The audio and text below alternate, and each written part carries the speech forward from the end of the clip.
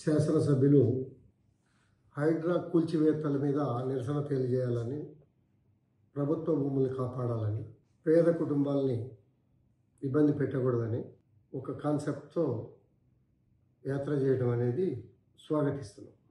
కానీ ప్రైవేటు భూముల దగ్గరకు వచ్చి ప్రైవేటు భూముల రేకుల మీద రాళ్ళు కొట్టడం ఎంతవరకు సమంజసం అనేది వచ్చిన శాసనసభ్యుల్లో కానీ, మాజీ స్పీకర్ గారు కానీ, మాజీ మంత్రి గారు కానీ వారి విజ్ఞతకి వదిలిపెడుతున్నాం. అది ఎంతవరకు మర్యాద, మంచి చెడు అనేది వారి విజ్ఞతగా వదిలిపెడుతున్నాం.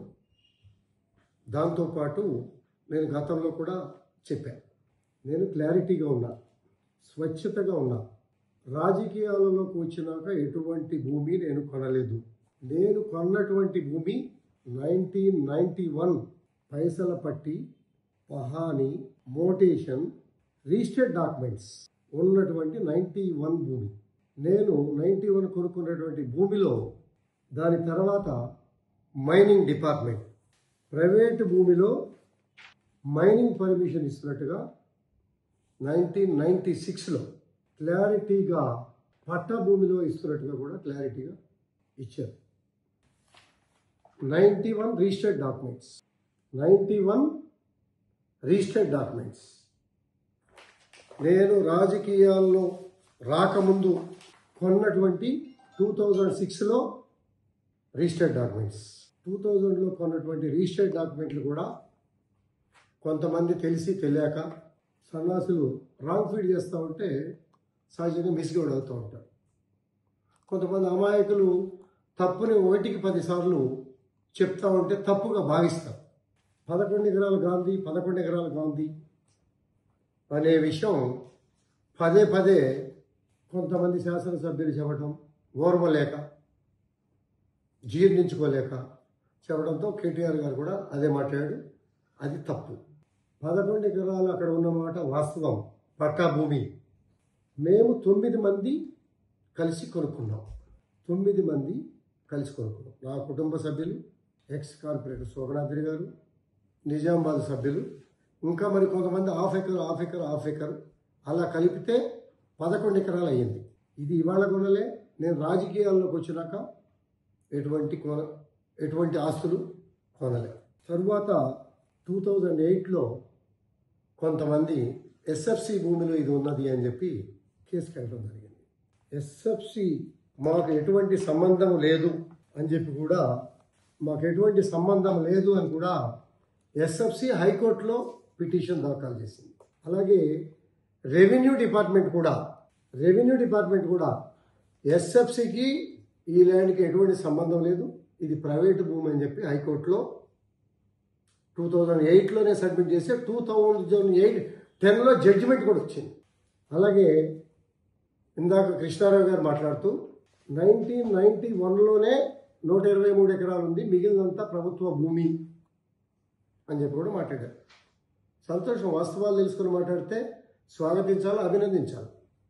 మేము 1991లోనే రిటర్నబుల్ ల్యాండ్, క్లియర్గా కూడా చదవచ్చు, రిటర్నబుల్ ల్యాండ్లో క్లారిటీగా మీ ల్యాండ్ అని చెప్పి మా పేర్లతో సహా క్లారిటీగా ఇచ్చారు. 91 పైసల పట్టి ఉంది, అలాగే పహాని ఉంది. మా ల్యాండ్ ఎక్కడ ఉందో నక్ష కూడా, కరెంటు బిల్లులు, పంచాయతీ బిల్లులు, మున్సిపల్ బిల్లులు, జిహెచ్ఎంసి బిల్లులు ఉన్నటువంటి 91 నుంచి ఇవాళ వరకు ఎటువంటి పొజిషన్లోనూ మార్పు లేదు. నేను 2014లో శాసనసభ్యుడిగా ఎన్నికయ్యాను.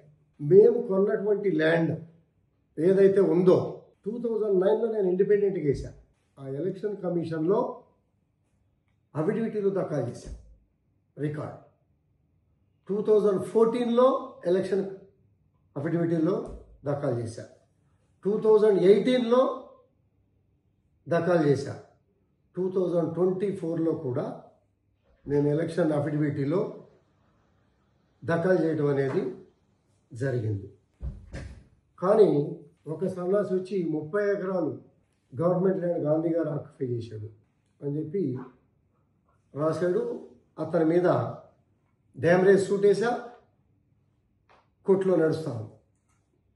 ఇంకో సన్నాసి, చదువుకున్న సన్నాసి, న్యాయవాదిగా ఉండి కూడా 300 ఎకరాలు గాంధీ కబ్జా చేశాడు అని చెప్పి మాట్లాడాడు. మరి 30 ఎకరాలు ఏంటి, 300 ఎకరాలు ఏంటి, నీ అధినేత 11 ఎకరాలు అంటే ఏమిటి అనేది, ఆ వేరియేషన్ ఏమిటి, మీ మాటలకి పొంతన ఏమిటి అనేది మీరే చూసుకోండి. ఇలా ఆరోపణలు చేయటం మూలన మీకు వచ్చే లాభం ఏంటి? వాస్తవాలు తెలుసుకోండి. దమ్ము ధైర్యం ఉందా మీకు? ఉందా? రండి బహిరంగ చర్చకు, డాక్యుమెంట్ వెరిఫికేషన్ మీడియా సమక్షంలో మీ ఇష్టం వచ్చిన లీగాలిటీ వాళ్ళని తెచ్చుకోండి. దానికి సిద్ధంగా ఉంది. రెండోది, చాలా విషయాలు మాట్లాడారు. ఆ విషయాల్లో మన సబ్జెక్ట్ అయినాక కూడా నేను మాట్లాడతా. మరి ఇంత క్లారిటీగా ఉన్నప్పుడు ఒక శాసనసభ్యుడి మీద బురద చల్లటం ఎంతవరకు కరెక్ట్? మీకు అన్ని డాక్యుమెంట్లు కూడా ఇప్పుడే చూపిస్తా, ఇంకా ఎక్కడికి రమ్మన్నా కూడా వస్తా. కోర్టులో నేను సబ్మిట్ చేశా, court not to interfere order ఇచ్చింది. వాళ్ళు ఒక పిటిషన్ వేశారు, వెనక్కి తీసుకున్నారు, డిస్మిస్ చేస్తాను అని జడ్జి గారు చెప్తే మళ్ళీ ఇంప్లీడ్ అయ్యారు. ఎస్, మీ డాక్యుమెంట్ సబ్మిట్ చేయండి, తప్పలేదు. దాని ఎక్కడ లోపం ఉందో తెలియజేయాల్సిన బాధ్యత ఉంది. మేము ల్యాండ్ కొన్నాం, అందరం కలిసి కొన్నాం, ఎక్కడ మేము లోపం చేయలే. ఇప్పటి వరకు కూడా ఎటువంటి లోపం కూడా కనపడలే, ఏ అధికారి కూడా చెప్పలే. సంవత్సరాలు పనిచేసినటువంటి అధికారులను ఒక్కరోజు పనిచేశారని చెప్పి ఆరోపణ చేస్తా ఉన్నారు. ఆరోపణ అంటే 2091 నుంచి కూడా అధికారులంతా కూడా ఒకరోజే పనిచేశారా? సరే, నేను తెలుగుదేశం పార్టీలో ఉన్నా. తెలుగుదేశం పార్టీలో శాసనసభ్యుడు కాకముందు కొన్నా, శాసనసభ్యుడు కాకుండా కొన్నా, తర్వాత బీఆర్ఎస్ పార్టీలో చేరా. ఆ రోజు పట్టాలండు అని చెప్పి కూడా ఆనాటి కాంగ్రెస్ ప్రభుత్వం 91లో ఏమున్నది, 2006లో ఏమున్నది మీ అందరికీ కూడా తెలుసు. 14 తర్వాత నేను బీఆర్ఎస్ పార్టీలో ఉన్నా. 10 సంవత్సరాల పాటు బీఆర్ఎస్ పార్టీలో పనిచేశాను. కేటీఆర్ గారు కావచ్చు, కేసీఆర్ గారు కావచ్చు. గాంధీకి పనిచేసి పెట్టండి అని చెప్పి ఏ అధికారికైనా ఒక్క మాట రికమెండేషన్ చేయించుకున్నానా? న్యాయపరంగా ప్రొసీజర్ ప్రకారం పార్టీలకి సంబంధం లేకుండా, ప్రభుత్వాలతో సంబంధం లేకుండా మోటేషన్, పాని, లింక్ డాక్యుమెంట్స్, ధరణి అనేది కొత్తగా వచ్చింది. ధరణి అనేది వచ్చినప్పుడు మాది ధరణిలోకి రాలా, మీ పహాని ప్రకారం ధరణిలోకి రాలా. మిస్సింగ్ సర్వే నెంబర్ కింద 9 మంది అప్లికేషన్ పెట్టుకుంటాం. ఎమ్మటే ఎంఆర్ఓ, ఆర్డీఓ, కలెక్టర్, సిసిఎల్ఏ అన్ని క్లియరెన్సులు, అన్ని ఎంక్వైరీలు కూడా చేసి పాస్బుక్లు ఇష్యూ చేశారు. 18 పాస్బుక్లు ఇష్యూ చేశారు. తర్వాత ధరణి కంటిన్యూషన్ అయింది, అన్ని కంటిన్యూషన్ అయింది, ఎటువంటి ఇబ్బందులు లేవు. మరి 10 సంవత్సరాలు బీఆర్ఎస్ ప్రభుత్వంలో ఉన్నానే, నీది తప్పు ఉందని చెప్పి ఒక అధికారి కానీ, ఒక పక్క శాసనసభ్యుడు కానీ, ఆ ల్యాండ్ ఉన్నటువంటి శాసనసభ్యుడు కానీ ఎవరైనా ఒక్క కామెంట్ ఎప్పుడైనా చేశారా? ఎప్పుడైనా ఒక్క కామెంట్ చేశారా? నాతో పాటు కొనుక్కున్న మిత్రులందరూ కూడా హెచ్ఎండిఏ లేఅవుట్స్ చేసి ప్లాట్లు అమ్ముకున్నారు.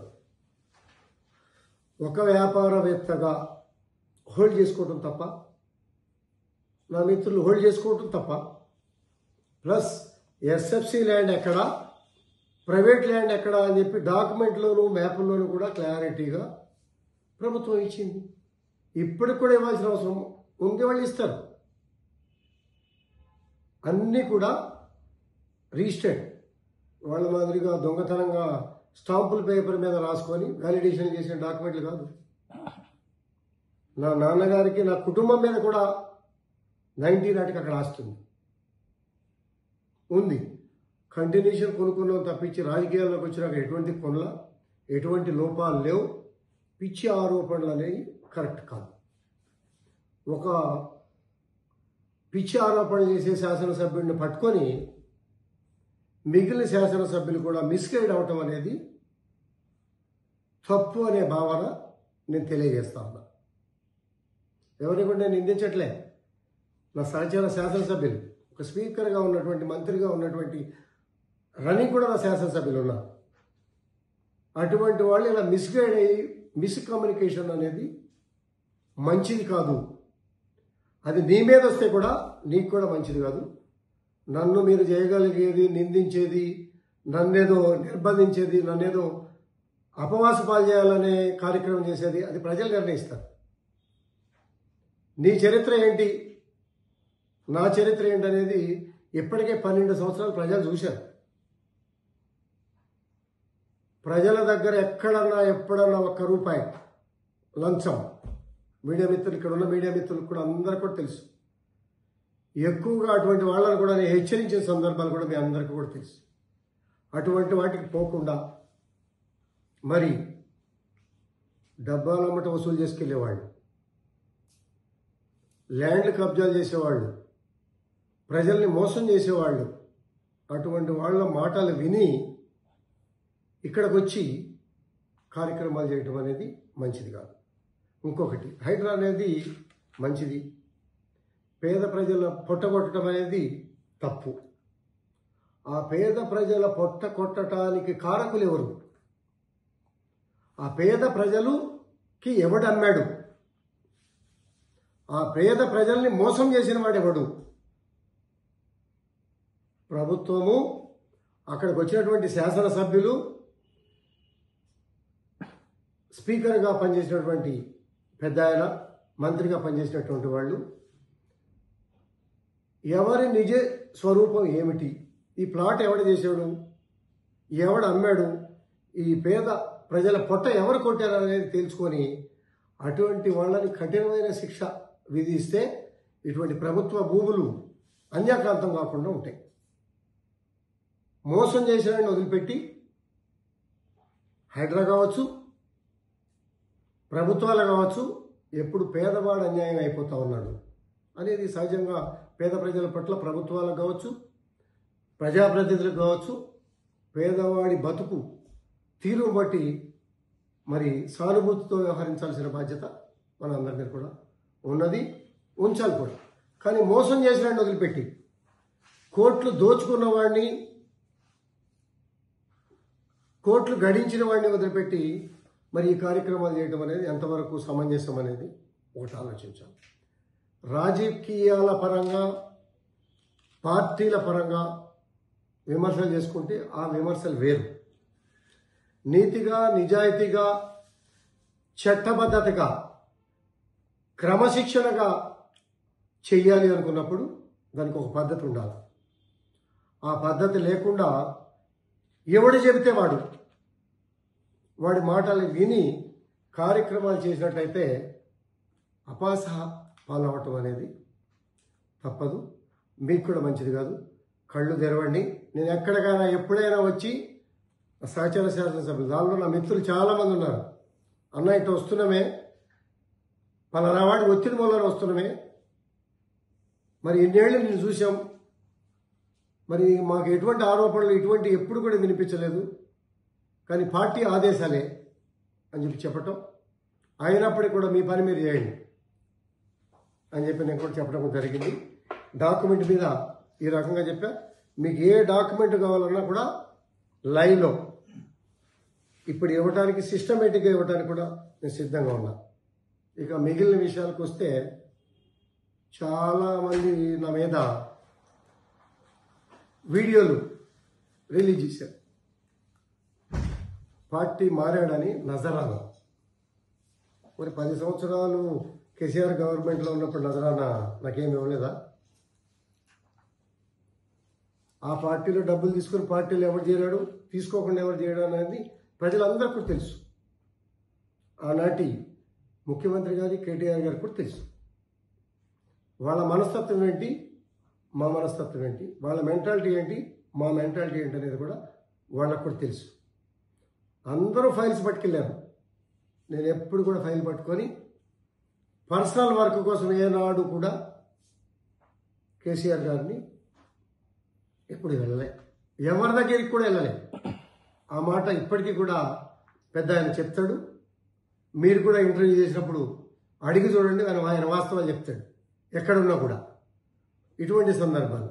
ఇక మిగిలిన విషయాలు మాట్లాడుకుంటే మన చరిత్ర ఏంటి, మనమేంటి. ఎమ్మెల్యే గారు నిన్న మొన్న ఒక వీడియో రిలీజ్ చేశాడు. ఆయన పార్టీ నజరానా కోసం సొంత ఆస్తులు కాపాడుకోవటానికి ఎమ్మెల్యే గారు పార్టీ మారాడు. సొంత ఆస్తులు ఇవాళ ఏం కొనలా నేను. నాకేమీ గవర్నమెంట్ చేసింది ఏం లేదు. ఆ గవర్నమెంట్ చేసింది లేదు, ఈ గవర్నమెంట్ చేసింది లేదు. ఏ గవర్నమెంట్ నాకు చేయలే. కానీ నిన్ను నువ్వు క్వశ్చన్ చేసుకో. గుట్ట నుంచి స్లిప్పర్లు వేసుకొని మీసాల వీరప్పన్, తెలుసా మీకు? వీరప్పన్ అంటే అడవి దొంగ. బాగా నా ఇంటి ముందు నుంచి నడుచుకుంటూ వెళ్ళేవాడు. నిన్నే ఒక వీడియో రిలీజ్ చేసావు నువ్వు. వాళ్ళంతా పెద్దాళ్ళు, నాకు 400 గజాలే స్థలం ఉంది అన్నావు. 400 గజాల్లోనే ఇల్లు కట్టుకున్నా అన్నావు. ఇంకో మాట అన్నావు, ఈ ల్యాండ్లన్నీ కూడా మా కుటుంబానికే. ఏం తప్పులేదు, దానిలో ఎటువంటి తప్పు కూడా లేదు. కానీ మాకేం లేవు, మేము కింద నుంచి పైకి వచ్చాము. ఏం తప్పులు నాన్న, మిత్రుడా? ఏం వ్యాపారం చేసి 1000 కోట్లు సంపాదించావు మిత్రమా? నాకేమున్నది, నాకు 1000 కోట్లు ఆస్తని చెప్పి నువ్వే మీడియాలో డిక్లేర్ చేసావు. 1000 కోట్లు ఏ వ్యాపారం చేసి నువ్వు డిక్లేర్ చేసావు? ఎట్లా సంపాదించావు 1000 కోట్లు? ఐడిపిఎల్ ల్యాండ్లు కబ్జా చేసి సంపాదించావా? ఇప్పుడు ఇవ్వడానికి, సిస్టమేటిక్గా ఇవ్వడానికి కూడా నేను సిద్ధంగా ఉన్నా. ఇక మిగిలిన విషయాలకు వస్తే, చాలామంది నా మీద వీడియోలు రిలీజ్ చేశారు. పార్టీ మారాడని నజరానా. మరి 10 సంవత్సరాలు కేసీఆర్ గవర్నమెంట్లో ఉన్నప్పుడు నజరానా నాకేమి ఇవ్వలేదా? ఆ పార్టీలో డబ్బులు తీసుకుని పార్టీలో ఎవరు చేరాడు, తీసుకోకుండా ఎవరు చేయడం అనేది ప్రజలందరికీ కూడా తెలుసు. ఆనాటి ముఖ్యమంత్రి గారి కేటీఆర్ గారికి కూడా తెలుసు. వాళ్ళ మనస్తత్వం ఏంటి, మా మనస్తత్వం ఏంటి, వాళ్ళ మెంటాలిటీ ఏంటి, మా మెంటాలిటీ ఏంటి అనేది కూడా వాళ్ళకు కూడా తెలుసు. అందరూ ఫైల్స్ పట్టుకెళ్ళారు. నేను ఎప్పుడు కూడా ఫైల్ పట్టుకొని పర్సనల్ వర్క్ కోసం ఏనాడు కూడా కేసీఆర్ గారిని ఎప్పుడు వెళ్ళలే, ఎవరి దగ్గరికి కూడా వెళ్ళలే. ఆ మాట ఇప్పటికీ కూడా పెద్ద ఆయన చెప్తాడు. మీరు కూడా ఇంటర్వ్యూ చేసినప్పుడు అడిగి చూడండి, ఆయన వాస్తవాలు చెప్తాడు ఎక్కడున్నా కూడా. ఇటువంటి సందర్భాలు. ఇక మిగిలిన విషయాలు మాట్లాడుకుంటే మన చరిత్ర ఏంటి, మనమేంటి. ఎమ్మెల్యే గారు నిన్న మొన్న ఒక వీడియో రిలీజ్ చేశాడు. ఆయన పార్టీ నజరానా కోసం సొంత ఆస్తులు కాపాడుకోవటానికి ఎమ్మెల్యే గారు పార్టీ మారాడు. సొంత ఆస్తులు ఇవాళ ఏం కొనలా నేను. నాకేమీ గవర్నమెంట్ చేసింది ఏం లేదు. ఆ గవర్నమెంట్ చేసింది లేదు, ఈ గవర్నమెంట్ చేసింది లేదు. ఏ గవర్నమెంట్ నాకు చేయలే. కానీ నిన్ను నువ్వు క్వశ్చన్ చేసుకో. గుట్ట నుంచి స్లిప్పర్లు వేసుకొని మీసాల వీరప్పన్, తెలుసా మీకు? వీరప్పన్ అంటే అడవి దొంగ. బాగా నా ఇంటి ముందు నుంచి నడుచుకుంటూ వెళ్ళేవాడు. నిన్నే ఒక వీడియో రిలీజ్ చేసావు నువ్వు. వాళ్ళంతా పెద్దాళ్ళు, నాకు 400 గజాలే స్థలం ఉంది అన్నావు. 400 గజాల్లోనే ఇల్లు కట్టుకున్నా అన్నావు. ఇంకో మాట అన్నావు, ఈ ల్యాండ్లన్నీ కూడా మా కుటుంబానికే. ఏం తప్పులేదు, దానిలో ఎటువంటి తప్పు కూడా లేదు. కానీ మాకేం లేవు, మేము కింద నుంచి పైకి వచ్చాము. ఏం తప్పులు నాన్న, మిత్రుడా? ఏం వ్యాపారం చేసి 1000 కోట్లు సంపాదించావు మిత్రమా. నాకేమున్నది, నాకు 1000 కోట్లు ఆస్తని చెప్పి నువ్వే మీడియాలో డిక్లేర్ చేసావు. 1000 కోట్లు ఏ వ్యాపారం చేసి నువ్వు డిక్లేర్ చేసావు? ఎట్లా సంపాదించావు 1000 కోట్లు? ఐడిపిఎల్ ల్యాండ్లు కబ్జా చేసి సంపాదించావా? ప్రభుత్వ భూమిలో కాలేజీ ఎకరం ఎక్కువ కలుపుకొని రెంట్లకి ఇచ్చుకొని 166/1లో 6లో ఒక ఎకరం ఎక్కువ పెట్టుకొని 7,200 గజాలు 7,003 గజాలు ఉంటే నువ్వు ఒక ఎకరం ఎక్కువ పెట్టుకొని స్కూల్ కట్టుకొని ఏ రకంగా చేసావు అనేది నీకు తెలియదా? మరి ఇవాళ 30 లక్షల ట్యాక్స్ కట్టాలా దానికి, ఆ బిల్డింగ్కి ఇవాళ 7 లక్షల ట్యాక్స్ కడుతున్నావు. 7,000 గజాలు ఉంది, ఇవాళ 2 ఎకరాలు ఉంది. ఇది ఎవరు ల్యాండ్? 160/6 10 ఎకరాలకి ప్రభుత్వం ఎన్ఓసి ఇచ్చింది. 11 ఎకరాల్లో ఎలా ఉన్నారు? 11 ఎకరాల్లో ఎలా ఉన్నారు? మనం క్వశ్చన్ చేసుకుంటే కొన్ని లోపాలు, వాళ్ళు చాలామంది బాధితులు ఉన్నారు. 1 by 1 వస్తున్నారు, తెలుసుకుందాం. ప్రభుత్వము భూములు ప్రభుత్వానికి చెందాలి, ప్రభుత్వానికి ఎక్సెస్ భూములు పేదలకు ఇల్లు కట్టడానికి చెందాలి అనేది న్యాయమైన కోరిక. నీ మాటకి 100% నేను సపోర్ట్ చేస్తున్నా కదా. ఒక పని చేద్దామా? ఒక ఛాలెంజ్ విసురుతా, నీకు దమ్ముందా? ఇంకా ఎవరైనా కూడా ఈ ఛాలెంజ్ని స్వీకరించండి. నేను రాజకీయాలలో వచ్చిన నాటికి ఎలక్షన్ కమిషన్కి నా ఆస్తులు డిక్లేర్ చేసి సబ్మిట్ చేశా. నువ్వు కూడా సబ్మిట్ చేశావు. తర్వాత అక్రమంగా సంబంధించిన ఆస్తులు, సంపాదించిన ఆస్తులు ఏమైతే ఉన్నాయో వాటన్నిటిని కూడా ప్రభుత్వానికి హ్యాండ్ ఓవర్ చేద్దామా, పేదలకు హ్యాండ్ ఓవర్ చేద్దామా? తేల్చండి. ఒకటి, మీకు ఎదురికి ఛాలెంజ్కి నిలబడే దమ్ము ధైర్యము మీకు లేదు. 2014లో తెలంగాణ రాష్ట్రం ఏర్పడింది. 14 నుంచి 24 దాకా ఏ శాసనసభ్యుడు ఎంత అక్రమ ఆస్తి సంపాదించాడు? నేను సిబిఐకు, మోడీ గారికి, హోమ్ మినిస్టర్ గారికి, ఫైనాన్స్ మినిస్టర్ గారికి నిష్పక్షపాతంగా లెటర్ రాయడానికి సిద్ధంగా ఉన్నా. మీరు సిద్ధంగా ఉన్నారా? ముఖ్యమంత్రి గారు కూడా కొన్ని తప్పులు చేస్తా ఉన్నాడు. నాలాంటి ఆయన అడ్వైజర్ కింద పెట్టుకుంటే రేవంత్ రెడ్డి గారు ఒక బడ్జెట్, ఒక శేర్లింగంపల్లి కాన్స్టిట్యూన్సీలో ఇలా అక్రమ ఆస్తులకే ఒక బడ్జెట్ సరిపోతుంది. ఓన్లీ నా అడ్వైజ్ తీసుకుంటేనే. అడ్వైజ్ అంటే నేను నోటి అడ్వైజ్ ఇవ్వను, డాక్యుమెంట్ ఎవిడెన్స్ అడ్వైజ్ ఇస్తా. అక్రమాస్తులు, అక్రమ సంపాదన గగ్గోలు పెడుతున్నారే, ఇదే ఆరికపూడి గాంధీ. ఇవి ప్రభుత్వ భూములు, రెగ్యులరైజ్ చేయొచ్చు అని ఆనాటి మంత్రి గారికి, ముఖ్యమంత్రి గారికి లెటర్లు ఇచ్చారు. ఏం చేశారు మీరు? 1954 నుంచి 2018 వరకు ఇది ప్రభుత్వ భూమి అని చెప్పి పహానీలో రాసింది.